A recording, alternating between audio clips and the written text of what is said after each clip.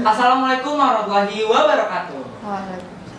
Hai Sobat Ensa, kembali lagi dengan podcast kesayangan semangsa.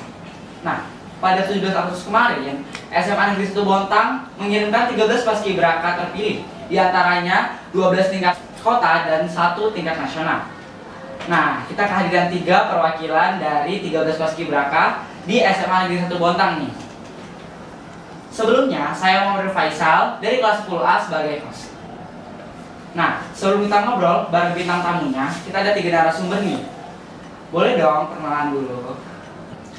Hai Sobat Ensa, salam Pancasila. Perkenalin, nama saya Nurfada Gustika. Saya berasal dari SMA Negeri 1 Bontang. Saya perwakilan paskibraka tingkat pusat. Halo semuanya, perkenalkan saya Rahel Marcella Jennifer. Saya dari SMA Negeri 1 Bontang, perwakilan dari Kota Bontang. Halo, perkenalkan nama saya Dio Rahman Pablo Gino Demesi. Saya dari SMA Negeri 1 Bontang, perwakilan paskibraka tingkat kota. Nah, by the way, gimana nih kabar kakaknya setelah mengikuti paskibraka kemarin? Ya, kalau saya pribadi, kabar saya alhamdulillah baik sampai sekarang. Selama pusdiklat kemarin juga saya alhamdulillah sehat-sehat aja, nggak ada sakit. Ya mungkin ada batuk, itu kan wajar karena capek. Tapi untuk saat ini saya sehat-sehat aja dan saya bersyukur bisa kembali lagi ke kota saya dengan selamat dan disambut dispora dari provinsi, disambut dengan baik dan disambut oleh SMA 1 Bontang dengan keren. Kalau untuk Rahel sendiri nih, gimana nih? Oke, menurut saya pribadi, saya sangat senang dan alhamdulillah baik. Kalau Kak Pablo? Ya, alhamdulillah juga saya sehat, baik. Pas pusdiklat juga kemarin juga alhamdulillah nggak sakit, ya sehat aja, alhamdulillah. Oke, pasti sehat semuanya ya. Nah, gimana nih prosesnya selama paskibraka bisa sampai ke kota dan ke nasional? Mungkin Kak Pika dulu. Oh, ini buat saya. Ya. Ya, kemarin tuh pas tes dari awal tuh dari sekolah mungkin ya, itu kita mengikuti tes-tes sama kakak-kakak senior yang purna tahun 2022. Ya, saya juga tes bareng teman-teman saya yang ada di sini. Terus tuh habis itu saya lanjut ke tingkat kota. Di tingkat kota itu ternyata hari pertama itu udah pemilihan provinsi. Itu dari tingkat provinsi pelatih dari dispora dari Kaltim datang ke kota untuk memilih siapa perwakilan provinsi dari tingkat kota Bontang. Alhamdulillah saya masuk kriterianya. Walaupun tinggi saya pas-pasan di situ 165, saya bersyukur. Walaupun tinggi saya pas-pasan, ternyata saya bisa lolos. Nah di situ, habis itu saya mengikuti tes-tes di kota juga selama kurang lebih 2 minggu, hampir 2 minggu. Setelah itu tanggal berapa ya? Bulan Mei kalau nggak salah itu saya ke Samarinda untuk melanjutkan tingkat nasional. Yang dari BPIP dari tingkat pusat itu saya melihat ekspresinya tuh kayak seneng gitu ngeliat saya wawancara sama dia. Tapi di situ saya belum berharap saya bisa lolos karena di situ saingan saya tuh lumayan tinggi-tinggi dan juga saya sempat insecure. Karena apa? Karena tinggi badan saya. Yang pertama itu tinggi badan saya. Tetapi rezeki nggak ada yang tahu. Waktu itu hari terakhir sebelum pengumuman siapa yang lanjut ke tingkat nasional itu kita dikasih pasang-pasangan. Alhamdulillah dari Bontang mengeluarkan tiga perwakilan yang bisa lanjut nasional, yaitu saya pribadi. Pas saya dipasang-pasangin itu ada 5 pasang. Waktu itu pasangan saya bukan yang sama saya sekarang tingkat nasional, itu pasangan saya kemarin dari Balikpapan juga, namanya Alif kalau nggak salah, atau nggak Alvin. Terus pasangan saya ini pasangan sama si Dea dari Berau, cadangan putri nasional. Nah udah pas dinyata besoknya pengumuman ini saya kayak gak ada rasa deg-degan, tapi pas itu pas mau ngasih selendang itu sudah saya kayak gugup, udah nggak tahu mau ngapain. Pas di si puterannya yang dikasih selendang itu kan si Rangga, pasangan si Dea tadi. Nah aku kira itu yang bakal lolos itu pas sama pasangannya, ternyata itu enggak. Jadi aku disitu mikir kayak, oh ya udah berarti ini bukan rezekiku, mungkin ini rezeki mereka berdua. Tetapi pas bapak dari BPIP datang, Pak Dir namanya, dia ngasih selendang ke saya. Langsung bilang, oh ternyata ini pemilihannya nggak sama pasangan yang kemarin, ini bisa random juga. Nah disitu saya bersyukur dan saya bangga sekali. Kenapa? Karena saya bisa mewakili sekolah terutama, terus tuh kota dan sampai provinsi. Jadi banyak lika-likunya gitu ya Kak, Ya, benar. untuk masuk ke nasional. Nah kalau menurut Kak Rahel sama Kak Paula sendiri nih, gimana sih prosesnya menuju ke paskibraka tingkat kota? Oke, menurut saya prosesnya sangat panjang. Dari awal parade sampai lolos, sampai kita mengibarkan itu sangat susah ya. Apalagi dari pelatihannya, dari binsipnya, dari semua omelan, semuanya, dari senior-senior itu proses sangat panjang. Jadi menurut saya itu harus memiliki kesabaran yang tinggi, mental yang tinggi, dan fisik yang luar biasa. Ya kalau menurut saya dari awal tes ya, kebetulan juga ini kemauan dari saya sendiri buat ikut paskibraka, terus kemauan orang tua juga pengen saya jadi paskibraka. Awalnya saya nggak keterima, tapi karena ada satu orang yang mengundurkan diri, akhirnya saya dipanggil lagi buat jadi paskibraka ini. Ya, senior saya juga pernah bilang, kalian kalau udah lolos paskibraka jangan berkecil hati, karena selama kalian belum dikukuhkan itu masih bisa berubah. Ya, terbukti saya juga jadi dipanggil kembali oleh pihak Kesbangpol. Ya, akhirnya saya jadi paskibraka. Nah, dari nasional dan ke kota sama-sama banyak lika-likunya ya. Nah, dengar-dengar nih, Kak Pika jadi bulurah ya? Iya. Gimana sih perasaannya dan prosesnya jadi bulurah di Paskibraka Nasional 2023 ini? Kalau dibilang perasaan itu ya Bang, seneng ya pasti, bangga juga. Karena di satu sisi itu Bu Lurah itu bisa dibilang jabatannya lebih tinggi dibanding, bukan tinggi sih, maksudnya kayak ya lebih terpandang lah di sana, karena kayak oh ini Bu Lurahnya, oh ini Pak Lurahnya gitu. Kita juga di situ kayak sebagai pemimpin lah buat mereka-mereka di sana. Ya saya sebut mereka itu anak-anak saya karena saya Bu Lurah kan. Saya sebut mereka anak saya, mereka juga manggil saya Bu Lu gitu. Saya seneng karena kayak dapat nama panggilan khusus dari mereka itu kayak ya ampun seneng aja kayak karena ya kan dari kota, dari provinsi itu kayak memberikan kita kayak harapan semoga kamu bisa baki, walaupun saya tidak dapat tetapi saya bisa mendapatkan jabatan lurah, setidaknya saya bisa membawa nama Kaltim di sana.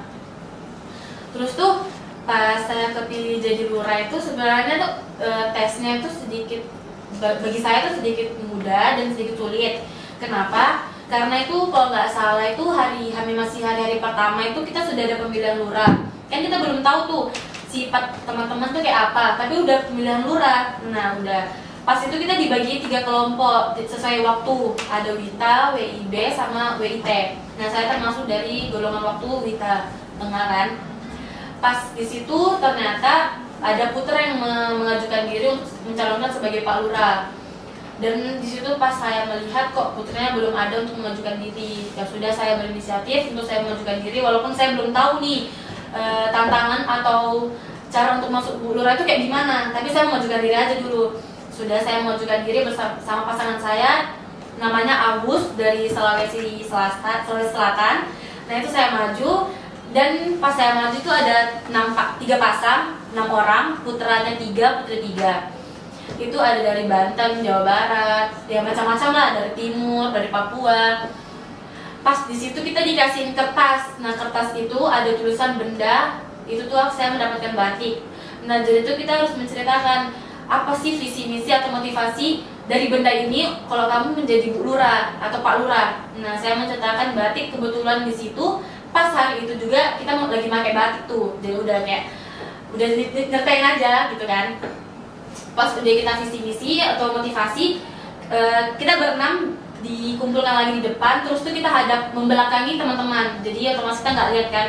Pas kita membelakangi mereka itu diajukan kayak yang milih ini siapa, milih ini siapa, milih ini siapa. Tapi di pikiran saya tuh saya tuh nggak lolos karena yang sebelah saya tuh lebih, menurut saya dia lebih mapang gitu, nah buat matang lah sebagai Bu Lurah. Tetapi kita nggak tahu ya rezeki, ternyata nama saya naik pas dipilih tuh. Ya saya bersyukur lah, intinya saya bersyukur banget. Terus tuh pengalaman saya jadi Bu Lurah itu sebenarnya tuh nggak begitu sulit bagi saya, karena di satu sisi teman-teman saya tuh mudah diatur, benar-benar mudah. karena mereka juga ya disiplin lah orangnya, kayak udah ada bekal dari kotanya mereka masing-masing, dari provinsinya masing-masing. Jadi tugas saya di sana ya selain membangunkan warga saya ya paling untuk menyampaikan informasi dari kakak-kakak pamong, kakak-kakak pelatih ya kayak gitu aja sih. Nah, kalau dari kakak tiga-tiganya ini, ada nggak sih hambatannya dari awal mendaftar sampai menjadi paskibraka kota dan nasional? Mungkin dari Kak Hel dan Kak Pablo dulu sebagai paskibraka tingkat kota. Oke, dari saya sendiri, saya tidak ada hambatan sama sekali dari awal parade sampai titik saya mengibar bendera. Kok dari saya sendiri, ya karena saya ada sih satu, karena tingginya aja sih, tinggi badan kurang. Di situ saya takut betul nggak lolos, tapi karena ada pemberitahuan kan, persyaratan tinggi badan kan dikurangi ya dari tingkat kota. Jadi saya di situ masih kayak berpikir buat ada kesempatan lolos. Tapi pas di pengumuman perankingan lolos paskibraka atau tidak, itu nama saya tidak ada. Jadi di situ saya sempat sedih sekali. Jadi ya di situ saya berpikir kalau tidak ada lagi kesempatan buat jadi paskibraka. Ya terus saya dengar kan ada yang mau mengundurkan diri. Jadi di situ saya ada kayak semangat lagi lah buat jadi paskibraka. Di situ saya banyak berdoa kepada Tuhan. Terus pas dia mengundurkan diri, jadi nama saya lagi yang dipanggil. Nah, kalau untuk dari Kak Pika sendiri nih sebagai paskibraka tingkat nasional, ada nggak sih Kak hambatannya dari awal? Kalau dari awal tuh sempat ada bukan hambatan sih, lebih ke pikiran saya sendiri itu kayak overthinking, karena tuh ya banyak lah yang bilang kayak kamu gak bakal lolos kayak gitu, kamu tuh masih ya gimana ya, dibilang lah tangan gak lurus, kayak banyak banget lah, bukan cuma 1-2 orang yang bilang kayak ih Pika kayak mewakili Bontang, Pika kayak wakili Kaltim kayak gitu-gitu kan, kayak emang aku kenapa kok nggak nyangka itu. Tapi di satu sisi juga banyak orang yang dukung saya. Terus saya sempat overthinking itu dan sempat insecure waktu di tingkat provinsi.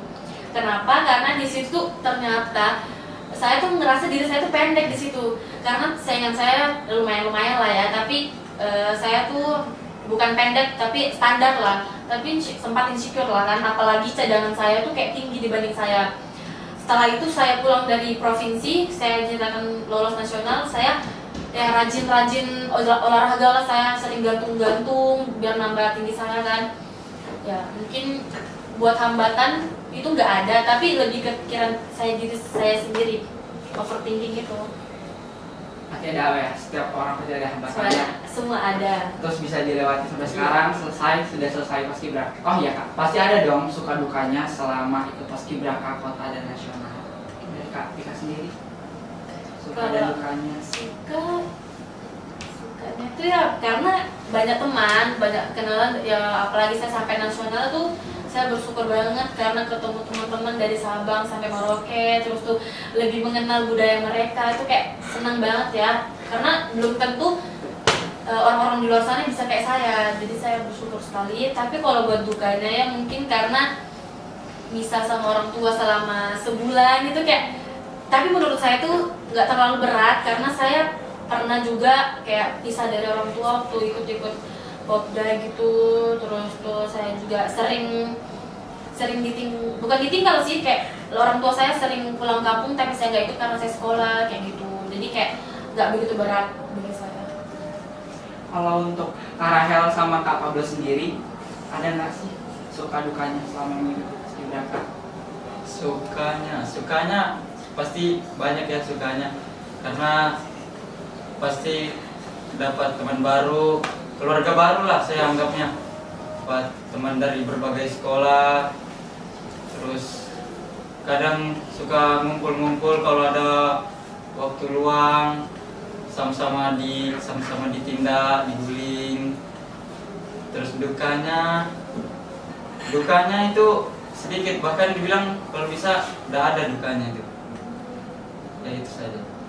Oke, Oke, kalau menurut saya suka duka saya, yang pertama sukanya saya bertemu teman-teman ya, sama seperti rekan Pablo, saya sangat senang bertemu teman baru, saudara-saudara baru, dan teman-teman saya tuh luar biasa, baik banget, tidak ada yang iri-irian atau apapun itu, karena mereka memang saudara-saudara kita, walaupun dari awal memang tidak kenal, sampai akhir, sampai kita di karantina selalu bareng, luar biasa, saya bangga, saya sangat bersyukur ketemu teman-teman saya. Dan dukanya ya tidak ada, karena kita semua bareng dari awal sampai akhir, kita bareng, jadi duka itu tidak ada buat bagi kami. Dari paskibraka tingkat kota sama tingkat nasional nih Kak, ada nggak sih syarat-syarat tertentu untuk menjadi paskibraka? Oh, pasti dong, itu pasti setiap kayak masuk polisi pasti ada syaratnya kan, syarat tertentu. Dan begitu pun kami juga ada syarat tertentu, masuk sekolah ini pun juga pasti ada syaratnya kan, dan kita pun juga kayak gitu ya. Mungkin dari tingginya, apalagi kalau misalkan kalian pasti dicari yang kayak wah yang good looking tuh pasti kan kayak gitu, karena kan nggak mungkin kan yang agak, mohon maaf ya, kayak kurang-kurang, nggak mungkin kan jadi paskibraka, nggak mungkin kan ya. Mungkin dari fisik, terus tuh tinggi badan, kesehatan, terutama tuh kesehatan, pasti kesehatan. Mungkin Akademik ya, juga. akademik. Nah, ada nggak sih Kak tipsnya dan pesannya untuk teman-teman semua yang mau ikut paskibraka nantinya? Ya dari saya sih tipsnya itu banyakin olahraga, yang mungkin ya walaupun nggak sering tapi usahain olahraga, terus tuh kurang-kurangi makan pedas, terus tuh kurang-kurangi minum es. Ya walaupun itu berat, saya tahu pribadi itu berat, tapi saya pernah ngalami juga, teman-teman saya juga mungkin pernah ngalami hal seperti itu. Itu berat bagi kita, apalagi yang suka pedas, suka Tidak boleh minum makan es. lombok, Itu makan pasti kerupuk, berat. tidak boleh makan Tapi yang ada minyak-minyak. ya, tapi di satu sisi kalau kalian sudah ngajarin itu udah terbiasa, tuh udah santai aja sebenarnya. Kayak saya kemarin itu sempat kayak berat banget lepas sambal sama es, tapi pas udah dibiasakan itu udah terbiasa. Yang mau ikut paskibraka nantinya boleh catat ya apa saja requirement penting. Nah, terima kasih banyak buat kakak-kakak yang udah menyempatkan hadir di podcast Mansa hari ini. Nah, sebelum kita tutup, ada nggak sih jargon dari Paskib? Ada dong. Oh ya, sebelum kita melakukan jargon, mungkin kita spill dulu kali ya sama kakak Rido biar barengan. Ya. Jadi jargonnya itu terus melaju untuk Indonesia maju, salam Pancasila. Terus melaju untuk Indonesia maju, salam Pancasila. Di podcast Mansa ini ada juga loh Kak jargonnya. Nanti kalau saya bilang podcast Mansa, study now, be proud later. Podcast Mansa, study now, be proud later. Terima kasih buat teman-teman semuanya yang sudah nonton. Semoga apa yang kita ceritakan hari ini bisa termotivasi buat teman-teman yang ada di luar sana. Dadah. Dadah.